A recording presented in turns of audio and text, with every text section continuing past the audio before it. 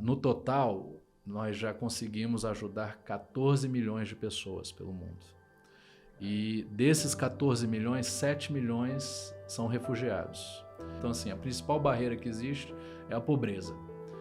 Então, em muitos países, em muitas situações, a pessoa não consegue ir para a escola porque ela não tem dinheiro para pagar a escola, ou, no caso do país ter educação pública, a família não tem condições de mandar a criança na escola porque ela precisa da criança em casa para trabalhar, para ajudar em casa, para ajudar na lavoura, ajudar na plantação. Então, entender a pobreza é um passo primário para você tentar remover barreiras de acesso à educação das pessoas que são extremamente pobres. A gente não pode, enquanto doador, enquanto financiador da educação,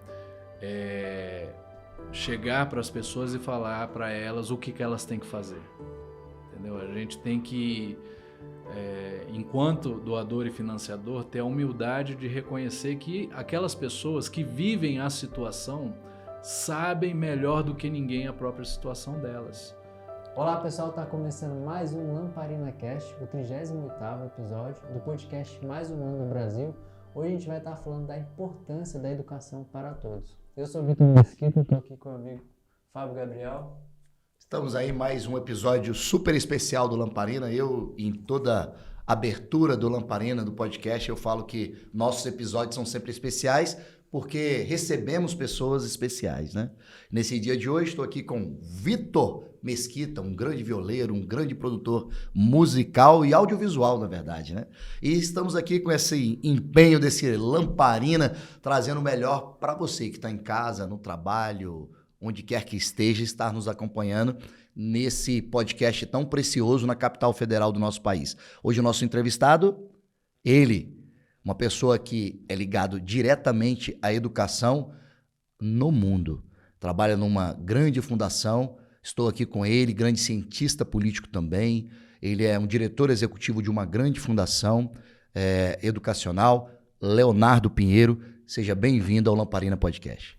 Muito obrigado, Vitor, Fábio, um prazer estar aqui com vocês e espero que a gente tenha um papo aqui bem gostoso sobre educação e sobre uma coisa que é das mais importantes na humanidade, que é o direito de educação para todos.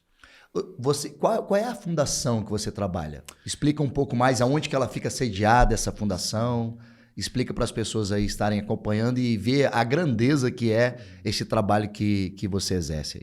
Sim, eu trabalho numa fundação que se chama, em inglês ela se chama Education Above All, que se traduz como educação acima de tudo, que é uma fundação que foi estabelecida em 2012 pela Sheikha Moza bin Nasser Al Misnad, que era, na época, a primeira-dama do Catar. E a missão dessa fundação é garantir oportunidades educacionais para as populações mais vulneráveis e marginalizadas do mundo. A fundação ela trabalha em 60 países. Nós fizemos mobilização de recursos na ordem de 2 bilhões de dólares para cobrir esses... Já estamos com 80 projetos nesses 60 países nos últimos 12 anos. A missão, o propósito dessa fundação é levar a educação para todos. A missão que é da nossa fundadora, uma crença muito grande que ela tem. Ela também é a embaixadora da Unesco para a educação no mundo, e ela também é emissária da ONU para as metas de desenvolvimento, né, sustentáveis, os ODS, né, que se fala em português, SDGs em inglês. E ela estabeleceu essa fundação com a missão de levar a educação para todas as pessoas que são excluídas. Então, são as pessoas que estão afetadas por guerra, são pessoas que fazem parte de grupos minoritários, pessoas que moram em lugares muito distantes e sem acesso, pessoas que têm uma língua que é diferente da língua oficial do país, então a língua materna delas, então populações indígenas, populações excluídas de modo geral, e a Fundação, a missão é que nós queremos levar a educação para que a educação chegue realmente a todas as pessoas do mundo. Interessante. Logicamente, antes de você ser, vamos dizer, pescado por essa fundação, você iniciou o seu trabalho aqui em Brasília? Como que foi isso? Sim, eu sou natural aqui de Brasília, nascido e criado aqui. Eu me formei em Ciência Política na Universidade de Brasília. Depois eu tive uma oportunidade de ganhar uma bolsa de estudos do governo da Inglaterra para fazer um mestrado na área de políticas públicas na Universidade de Sheffield. E quando eu retornei ao Brasil, eu comecei a trabalhar com a Unesco. A Unesco é a agência da ONU que cuida da educação, da ciência e da cultura. E trabalhei aqui na Unesco por um número de anos. E eu estava focado na época na Unesco na parte de pesquisa e juventude. Então eu cobria essas áreas, né? Tocava muito em educação, cultura, esportes, lazer. Participei de avaliação de alguns projetos que a Unesco tinha em parceria com outras organizações. Me lembro de ter feito avaliações de projetos no Nordeste, no Rio de Janeiro, em São Paulo, principalmente projetos com organizações não governamentais, que recebiam recursos do governo e o governo fazia parceria com a Unesco para avaliar os resultados. E essa experiência ela me qualificou como um especialista na área de políticas públicas, de juventude e de educação. E muito por acaso, a história até de como eu fui parar no Catar, ela é interessante porque eu estava lendo aquela revista inglesa, The Economist, e no começo da The Economist, ou no final, tem uns anúncios de emprego, né? E tinha um anúncio assim: estamos procurando especialista em políticas públicas, educacionais e de juventude com experiência nas Nações Unidas, experiência na área de monitoramento e avaliação. E eu me vi naquele anúncio, não dizia de onde era, qual era a organização, uma coisa meio secreta. E aí eu mandei a minha inscrição. E passado algumas semanas eu fui contactado por uma empresa de headhunter, então da Inglaterra. Sim.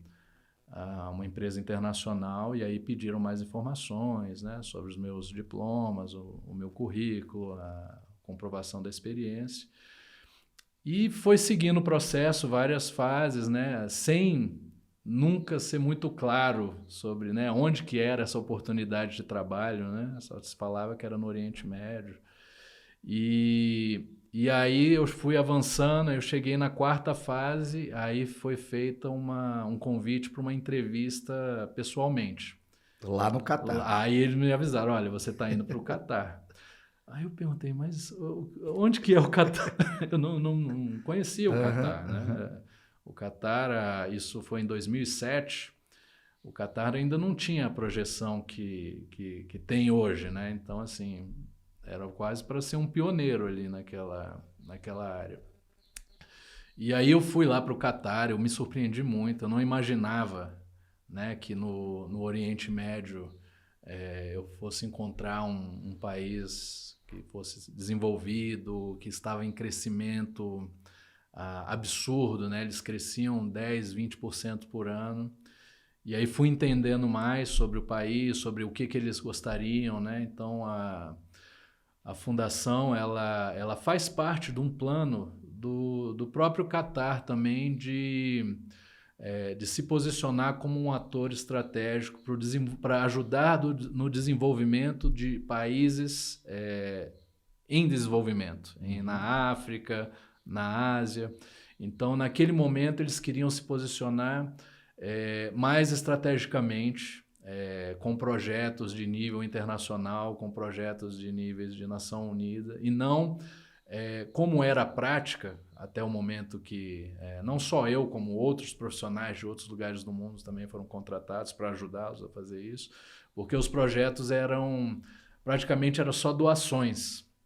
E a doação ela não é muito estratégica, né? Porque Sim. Você pode doar uma grande quantia de dinheiro para um projeto e aquele projeto não tem acompanhamento, aquele projeto não tem avaliação, aquele projeto ele não está alinhado com as suas prioridades enquanto doador, e isso faz com que os resultados não cheguem, né? Porque aí acaba que o projeto, quando ele não é desenhado, quando ele não é avaliado, acompanhado, ele não chega a resultados, né, satisfatórios. Então, nesse momento, um time foi montado de pessoas de vários países para estabelecer essa fundação, e a fundação ela ficou 6 anos sem ser uma organização, ela ficou vinculado ao gabinete da Sheikha Moza, que era o gabinete real, e depois, em 2012, ela se estabelece como uma organização independente. Então, ela é independente do governo, mas recebe fundos do governo e de outros doadores também. Recebe fundos de pessoas, de bancos, de desenvolvimento e atua em parcerias também com outros países. Hoje em dia no Brasil, a fundação, né, a Education, ela faz algum trabalho? Nós já tivemos projetos no Brasil, tivemos projetos em São Paulo, com Todos pela Educação, tivemos projetos no Rio de Janeiro, com a Prefeitura do Rio de Janeiro, mas os desafios educacionais no Brasil, eles já estão em um outro patamar se nós compararmos com outros países onde a nossa presença enquanto fundação é maior. Então, assim, a missão principal da fundação é garantir o acesso. Então, o acesso é para aquele que está fora da escola, para aquela pessoa que nunca entrou na escola ou que estava na escola e por alguma necessidade precisou sair. Então, no caso do Brasil, o acesso ele já é universalizado. Né? Então, eu estou falando da educação primária, né? Que é um dos principais focos da nossa fundação.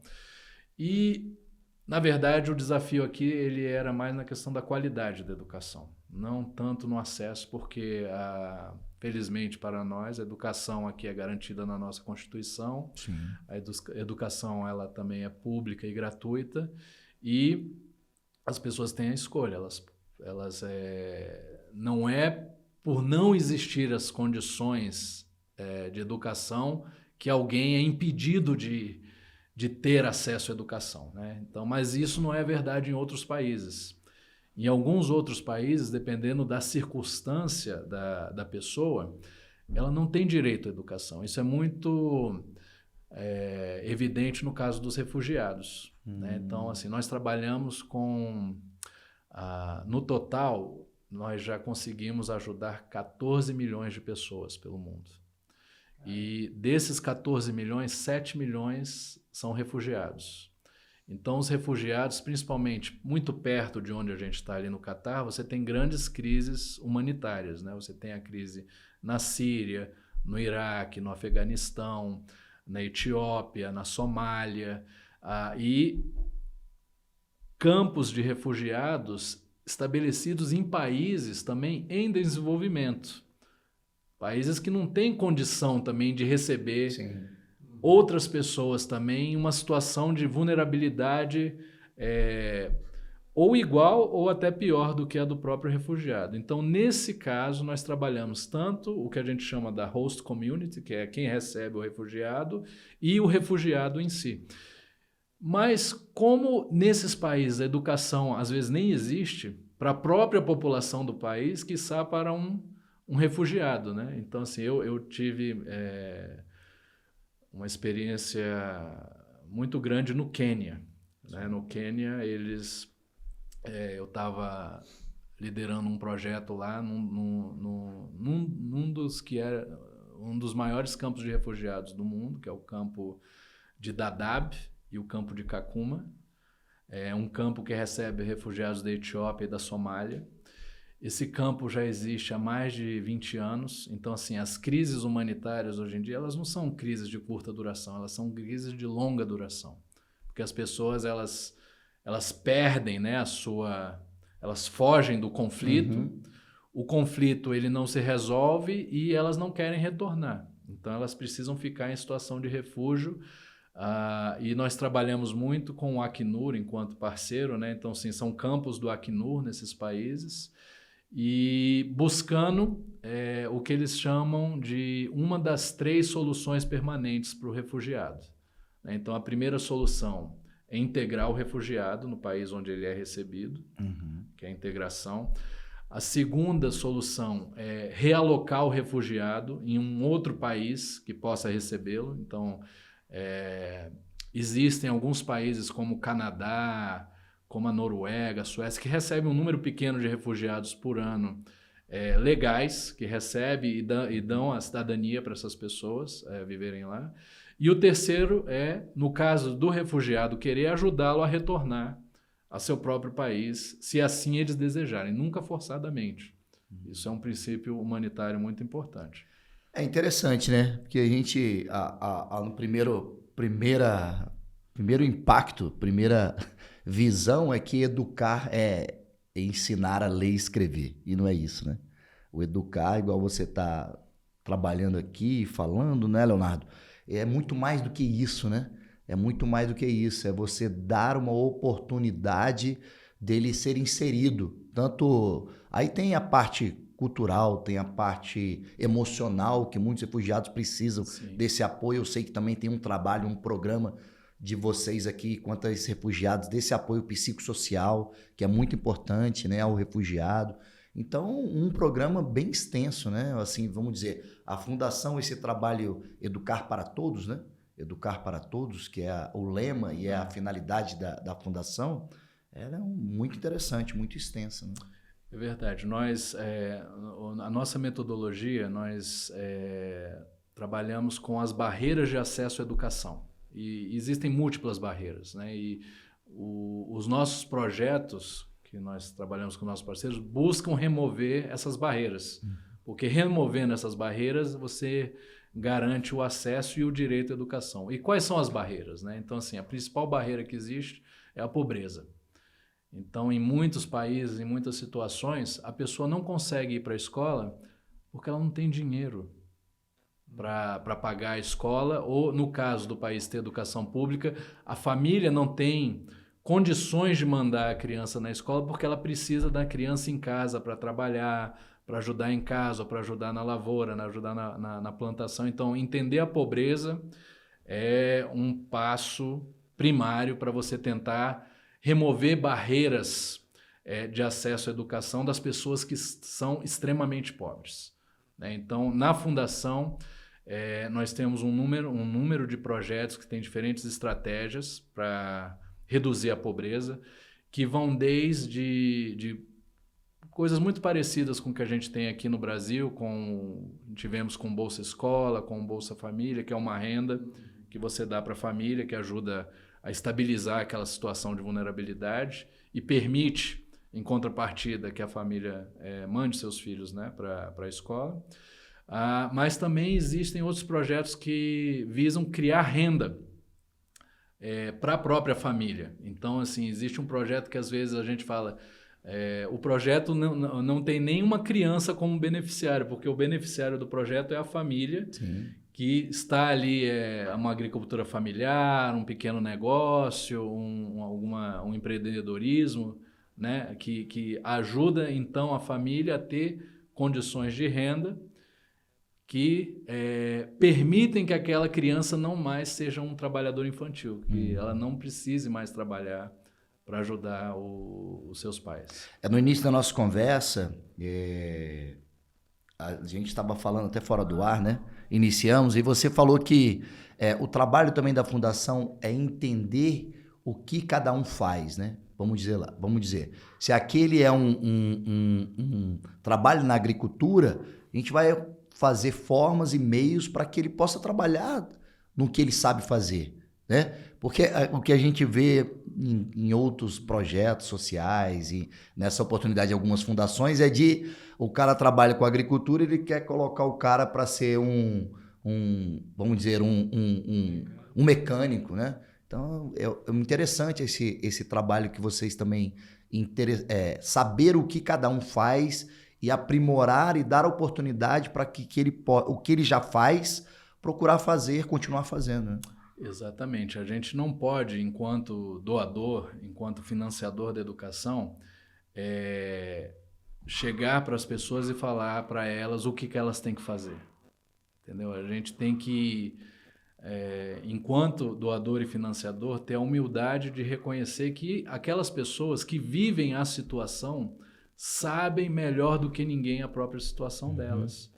Não é nossa equipe num escritório com ar-condicionado em Doha, no Catar, que vai saber como que vai resolver o problema da educação de uma vila na Etiópia, onde as pessoas vivem uma vida pastoralista, criando ovelhas.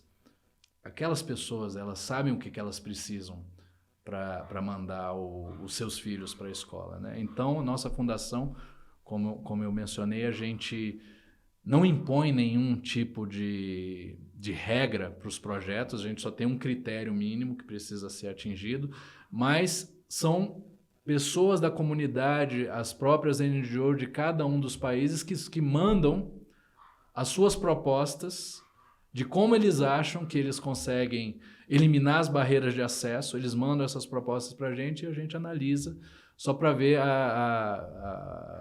se são viáveis ou não, né? Tanto educacionalmente como economicamente.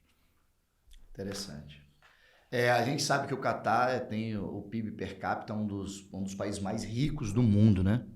E o trabalho da fundação também é feito internamente no Catar? Olha, foi uma surpresa, né, que quando em 2016 foi um grande marco na história da fundação, foi quando a gente conseguiu dar acesso para 10 milhões de pessoas. Era um número que era uma meta que a gente tinha em 5 anos, tentar chegar a 10 milhões de pessoas. E aí, quando a gente atingiu essa meta,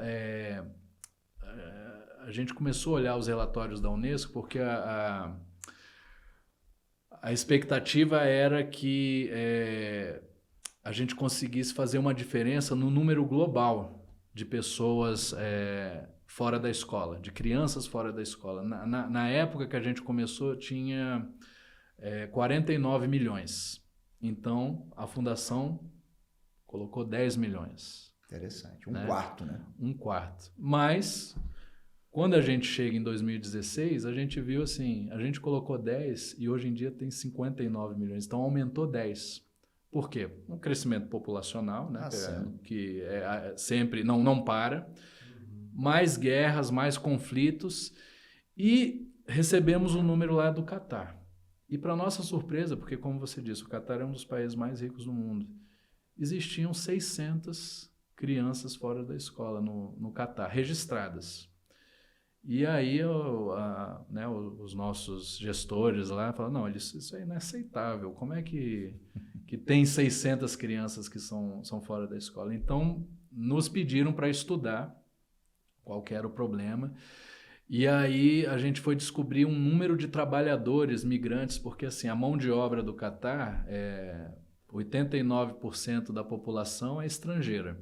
Então você tem uma mão de obra que vai para o Catar em todos os níveis. Tem do nível executivo, como o meu, para o nível mais baixo do cara que está trabalhando na construção civil, que está trabalhando no setor de serviços. E muitos deles chegavam no Catar, que é um país também muito caro, e não tinham condições de mandar o filho para a escola.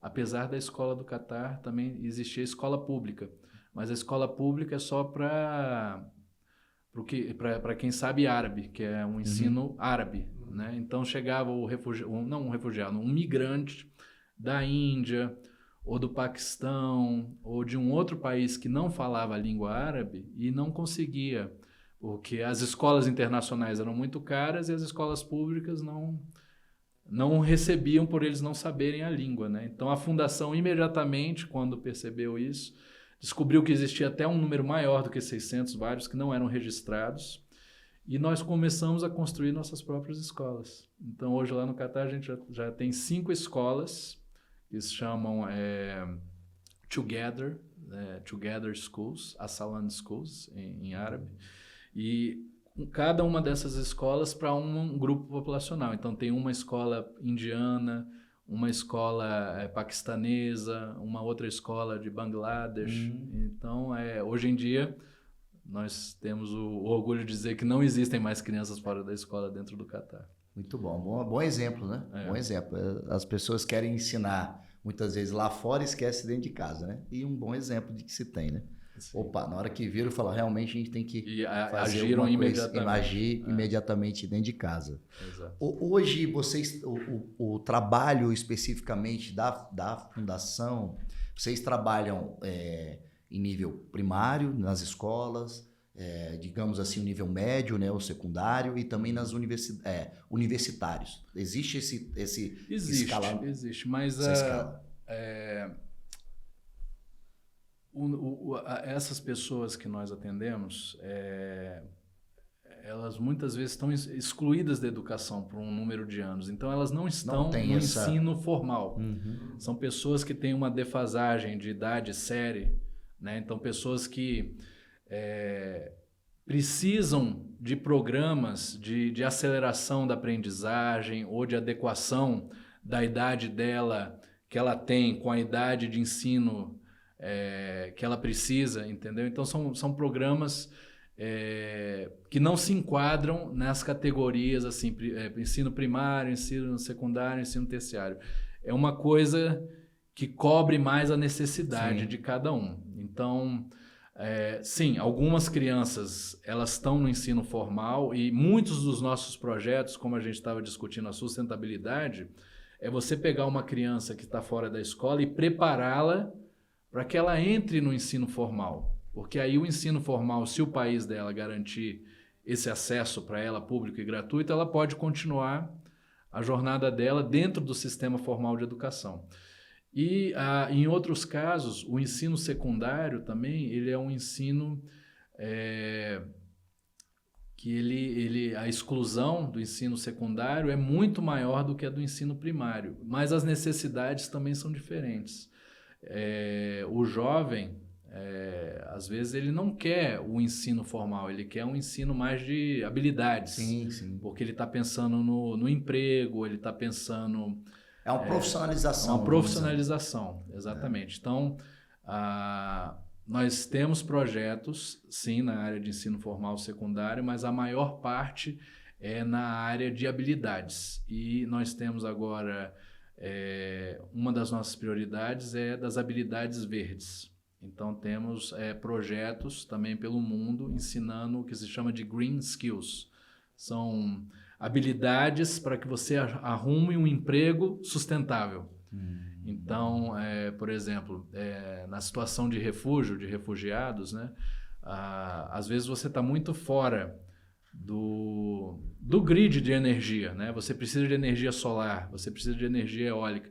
E as pessoas dentro do campo, elas não têm essa capacidade de instalação de uma placa solar, manutenção de uma placa, limpeza. E aí você faz a educação delas para ensiná-los como virar um engenheiro solar. Que aí ela pode trabalhar dentro do campo de refugiado com uma habilidade verde sustentável. Então, essa é uma parte importante do trabalho. E isso vai tanto na área de alimentação, né, porque a gente fala de educação, mas não é só educação, né? As pessoas em muita vulnerabilidade, elas precisam de casa, né, de moradia, comida, saúde e educação. Então, a gente busca trabalhar esses conceitos entrelaçados, porque você não pode dar só educação e a pessoa ir para a escola com fome ou ir para a escola doente, né? Então, você tem que cobrir o ser humano de forma holística. Há uma preocupação hoje da Fundação com o termo dos impactos ambientais do mundo? Existe algum programa específico? E vocês, sim, quanto é uma preocupação mundial, né? A questão climática. O Catar, enquanto um país que é um dos maiores produtores mundiais de gás, também eles se empenham com a mitigação dos efeitos climáticos, né? Das mudanças climáticas. E temos esse programa das habilidades verdes e temos também o programa para atender as pessoas que existe agora os refugiados climáticos. nós temos, através das mudanças climáticas, existem variações hoje que são causadas por exemplo, um maior número de secas por anos prolongados, um maior número de enchentes em alguns países que criam pessoas refugiadas pelo clima. Sim. Então, essas pessoas, elas não estão refugiadas pela guerra, elas estão refugiadas pelo clima. Tsunamis, né? Também. Tsunamis. Então, assim, a região, que era uma região antes que chovia, sei lá, tinha um regime de chuvas previsível, esse regime de chuvas ficou imprevisível. E aí criou uma seca que dura 3, 4, 5 anos. As pessoas não podem morar lá, elas precisam sobreviver, né? Sobreviver. Elas saem daquele lugar e se tornam refugiadas climáticas. Então, temos projetos também que ajudam os refugiados climáticos em diversos países do mundo. A tecnologia, como é o impacto dessa tecnologia tão aflorada que nós estamos vivendo no mundo atual, né? Nós estamos numa transformação profunda na educação, através da tecnologia, da inteligência artificial, da personalização do ensino. E fica cada dia mais evidente que a educação vai passar por uma transformação muito profunda, que é essa educação, esse modelo educacional que nós temos hoje, ele é um modelo educacional que foi criado há 200 anos atrás, né? Que você tem uma sala de aula, um professor, um quadro negro, um livro, um conteúdo único, não personalizado para todas aquelas pessoas, uma avaliação baseada em testes estandarizados, né? Avaliação de desempenho, e isso tudo está sumindo numa velocidade espantosa, né? Então, assim, já estamos investindo pela Fundação nos programas educacionais de ensino personalizado, onde uma inteligência artificial ela avalia o seu conhecimento e aí já cria para você um programa de ensino personalizado nas suas fraquezas. Então, entende as partes que você é forte e desenvolve um currículo personalizado para complementar aquilo que realmente você precisa, né? Então, isso já está virando uma escala e para o nosso planejamento futuro vai ser uma grande parte das operações, que a gente não imagina que a educação será daqui a 10, 20 anos da mesma forma de hoje. Nós não precisamos mais. Na educação primária, a gente pede para as nossas crianças ficarem na escola por 9 anos, né? 12 anos. Vocês não vão mais precisar que elas fiquem lá esse tempo. Elas podem usar o tempo delas já para terem outras habilidades, desenvolver outros conhecimentos, outras habilidades. E o papel do professor ele também se modifica, porque com o ensino personalizado, o professor tem um instrumento muito poderoso de avaliação e de entender o que cada aluno individualmente precisa, ao invés desse modelo de hoje, onde todo mundo é tratado como um igual, o que não é verdade. Nós sabemos que nós temos habilidades diferentes. Eu acredito que pela pandemia nós tivemos a percepção de quanta tecnologia houve vamos dizer, uma evolução nessa área, né? Porque a gente pode perceber que a gente também não precisa estar todo mundo dentro do ambiente, aquela ideia formal de educação, né? Sim. A gente pode perceber através da tecnologia que pode ser diferente, né? Aprendemos muita coisa com as inovações, né? Hoje, onde que se concentra os maiores trabalhos da Fundação hoje? Quais são os países que se concentram o maior trabalho são onde que... por exemplo, Palestina, eu sei que vocês têm um trabalho bem considerável lá, né?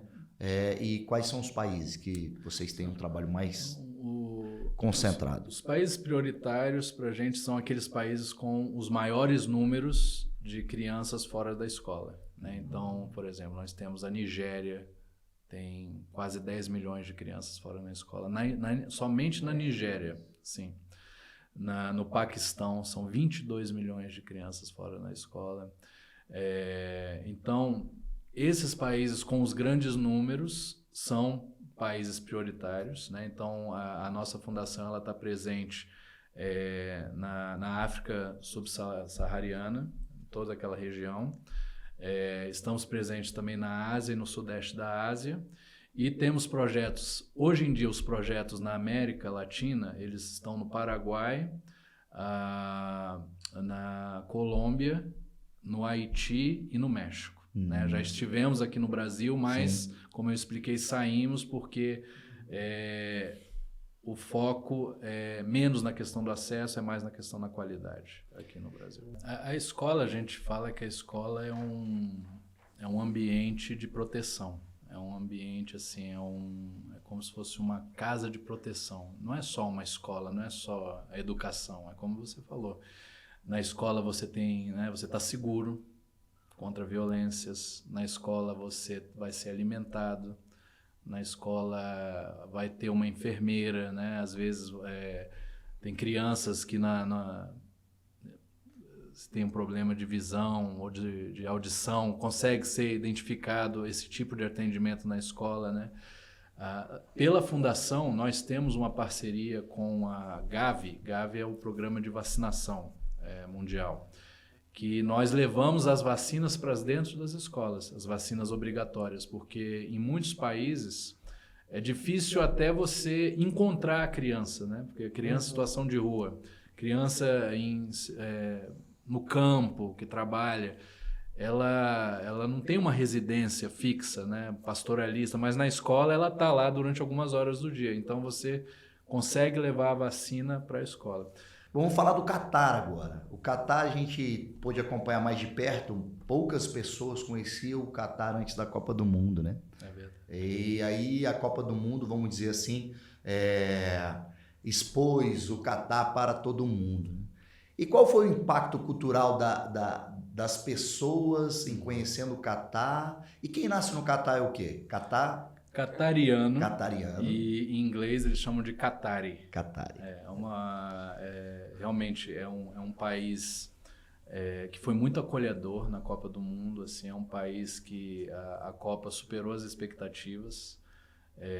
Eu tive a oportunidade de acompanhar todo o processo desde o início, desde o anúncio, né, que a Copa seria realizada lá, e o que o Catar prometeu entregou tudo, né? Então, um novo aeroporto, novo porto, metrô, todas essas obras, né, de infraestrutura, de mobilidade urbana, bairros de qualidade de vida. E na área de educação, é até importante mencionar, nós tivemos uma parceria entre a Fundação e a FIFA, que nos países que são como legado da Copa, partes dos estádios, eles vão virar escolas. Né? Então eles vão ser desmontados, alguns dos estádios, e através do trabalho da nossa fundação, nós estamos criando agora os projetos para converter os estádios e os centros de imprensa também que foram utilizados no Catar em novas escolas. Então já o programa está iniciando agora na Síria, no norte, na fronteira norte da Síria, na fronteira com a Turquia. As 5 primeiras escolas estão programadas para chegar já no final desse mês, e depois vai para o Iêmen, também é um país com muita carência de educação, e é parte do legado que vai ficar na Copa. É interessante, né? E o clima do Catar é um clima muito quente e úmido, né? Isso é verdade. No momento lá agora é o verão, né? Então tá suave. Tá suave. Tá chegando a 50 graus. Nossa. Com muita umidade. Mas durante a Copa do Mundo foi realizada no inverno de lá, por esse motivo, que era uma temperatura muito agradável, mais ou menos 15 graus durante a noite, 25 graus durante o dia, e ocorreu assim, é um país que você pode ir para a praia o ano inteiro, né? Tem praias belíssimas lá, é mesmo, água Olha. De cor turquesa, areia branca, dunas. Então, o turismo, depois da Copa do Mundo, passa a ser uma das áreas que vão ser exploradas pelo Catar, né? Mas é um turismo mais cultural. Lá é um país que está inaugurando diversos tipos de museu, né? Tem mais de 12 opções diferentes de museu hoje em dia para você ir. E o turismo focado nas famílias. Então tem assim, parques aquáticos, atividades para criança, porque eles querem fazer uma diferenciação com Dubai, que é um turismo mais adulto. Sim. É um turismo que na cultura até deles, eles não consideram que tem os valores positivos, porque é muito ligado à bebida, ao jogo, a coisas que não faz parte da cultura lá do Catar. Gostei do Catar. Achei muito interessante essa sua oratória e saber que tem bonitas praias, né? Sim. Além também de ir num período onde que teve a Copa do Mundo, eu acho que é a oportunidade de usufruir o que tem de bom também o Catar, né? O Catar fica no Oriente Médio ali, né? Faz fronteira com a Arábia, né? Com a Arábia Saudita. E ele está localizado a 250 quilômetros de Dubai, a 100 e poucos quilômetros de Bahrein, né? Então ele fica a fronteira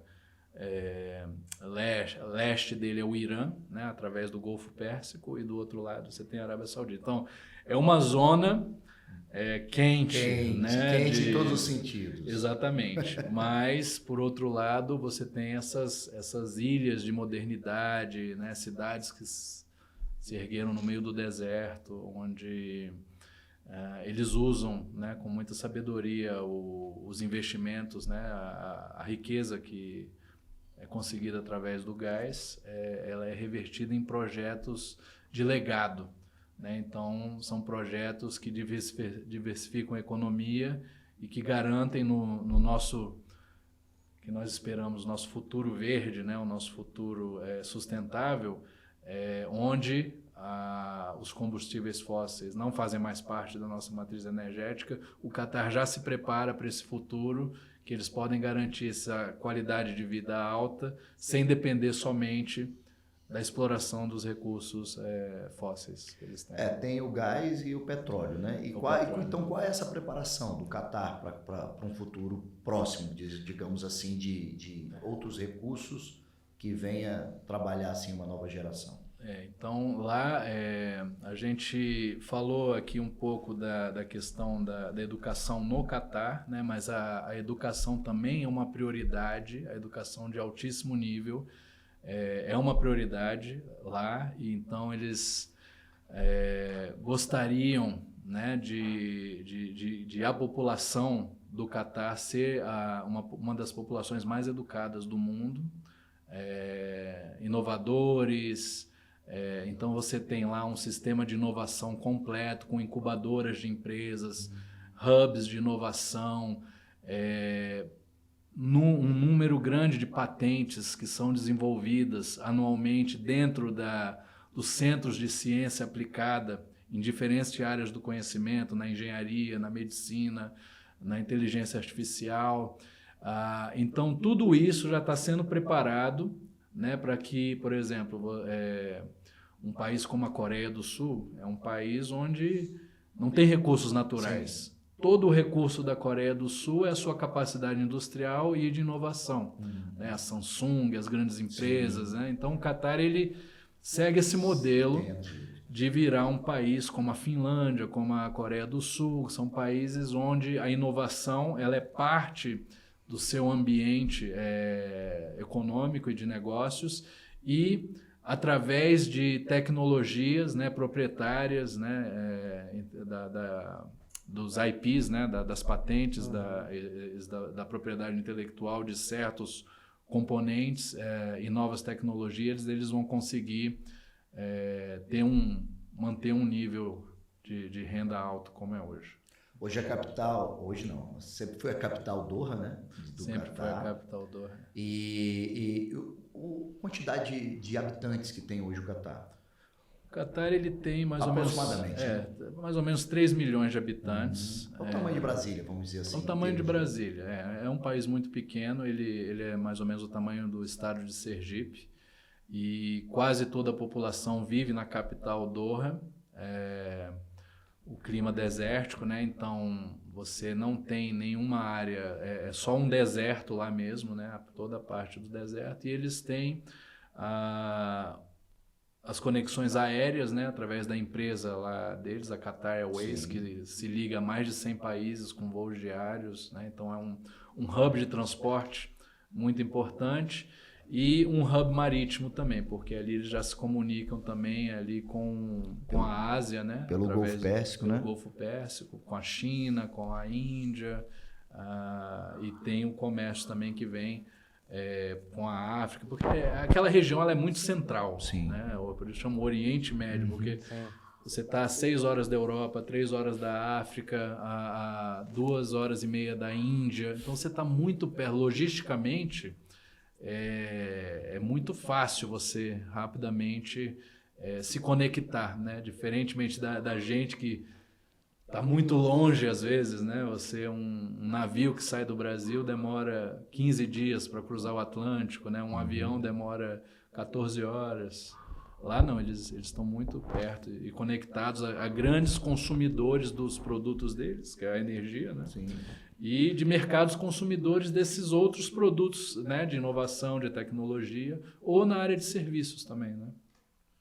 Hoje, na verdade, a cultura e a sociedade do Catar é rica, é influenciada pelo Islã, né? Existe a monarquia, certo? E tem a constante crescimento populacional também, né? Porque há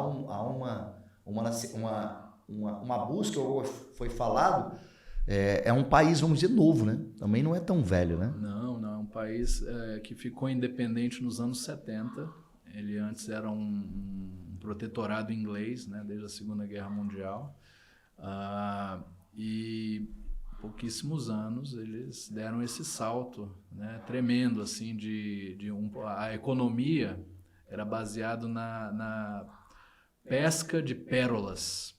E era um país... De ostras? De ostra, para tirar a pérola da mesmo, ostra. A economia era baseada no... Eles chamam de pearl diving, né? A busca da pérola. Tem muitos frutos do mar no Catar? Sim, tem o ambiente lá marítimo, mas era uma economia muito pequena. Né? Baseada nesse extrativismo da pérola. E quando foi descoberto o gás, o Catar fez uma jogada muito esperta, que eles têm a bacia de gás deles no oceano, assim, ali no Golfo Pérsico. Né? E é dividida com o Irã e era dividida com o Bahrein, que é o país vizinho deles, né? E tinha umas pequenas ilhas, uns bancos de areia, né? Que o Bahrein e o Catar disputavam na fronteira entre os dois. E aí o Catar, imaginando que tinha gás ali, falou para o Bahrein: vocês podem ficar com essas ilhas, mas a gente fica com o oceano. E nas ilhas só tem areia, não tem nada. E o oceano é cheio de gás. Nossa. Então eles foram muito espertos de se prepararem e conseguirem aproveitar, né, essa oportunidade de recursos naturais que eles têm. Interessante, né? Catar, então, uma boa oportunidade para as pessoas também conhecerem o Catar, né? Hoje em dia o turismo depois da Copa do Mundo está sendo bastante, vamos dizer, as pessoas estão indo conhecer o Catar por conta da Copa do Mundo. Sim, e também por ser um ótimo ponto de apoio para qualquer pessoa que quer viajar para a Ásia ou para a Oceania, né? Porque ali você pode parar no Catar, ficar 2, 3 dias e aí embarcar para a China, para o Japão, para a Austrália, para qualquer país asiático. Esse hub, né, de transporte geralmente eles buscam esse turista de curta duração, né? Porque em 3, 4 dias você vai conhecer muitas coisas e tem a oportunidade de você ainda, né, seguir a sua viagem. E a alimentação no Catar, como que é? A alimentação eles... É mais comida árabe, realmente? Mas é uma cidade muito cosmopolita, internacional, então você tem acesso a todos os tipos de comida. Nós temos churrascarias brasileiras lá, nós temos comidas, né, do mundo inteiro, mas a base da alimentação deles é essa comida árabe, né, que a gente... Aqui no Brasil a gente conhece mais a comida da Síria e do Líbano, né, que é o quibe, a esfirra, mas lá eles têm esses produtos, mas eles têm também um outro tipo de comida mais regionalizada também, muita coisa o carneiro, né, o arroz. Gostei. Esse tipo de coisa. Muito bom, meus amigos. Estamos aqui com o Leonardo Pinheiro, um grande cientista político. Hoje trabalha diretor executivo de uma grande fundação que a sua sede é no Catar, né? A Educação para Todos, né? Então, uma oportunidade de estar recebendo ele aqui nesse Lamparina Podcast, na capital do país, a capital do Brasil, em Brasília. O nosso objetivo, eu e o Vitor, é justamente trabalhar com pessoas e trazer pessoas a serem entrevistadas que são grandes, vamos dizer, grandes nomes, né? Daqui em Brasília e ainda no mundo afora, né? Tem grandes personalidades que a gente quer trazer para cá, para as pessoas possam estar conhecendo e sabendo também que nós aqui temos qualidades de pessoas, onde que as pessoas possam estar conhecendo um pouco mais também. É isso? Trazer pessoas que têm uma relevância, que seu trabalho tem um certo impacto, né, na vida de outras pessoas, né? E para concluir, se você quiser falar algumas palavras, deve fazer uma pergunta assim, com essa nova evolução tecnológica que a gente está vivendo, né, que está começando agora com a inteligência artificial, você acha que vai ter mais desigualdade na educação? É um grande risco porque, como toda nova tecnologia, ela não está para todos, né? Está para os que podem pagar por elas. Então, em muitas das nossas escolas, em muitos dos nossos projetos, nem a eletricidade chegou ainda, né? Eles ainda estão...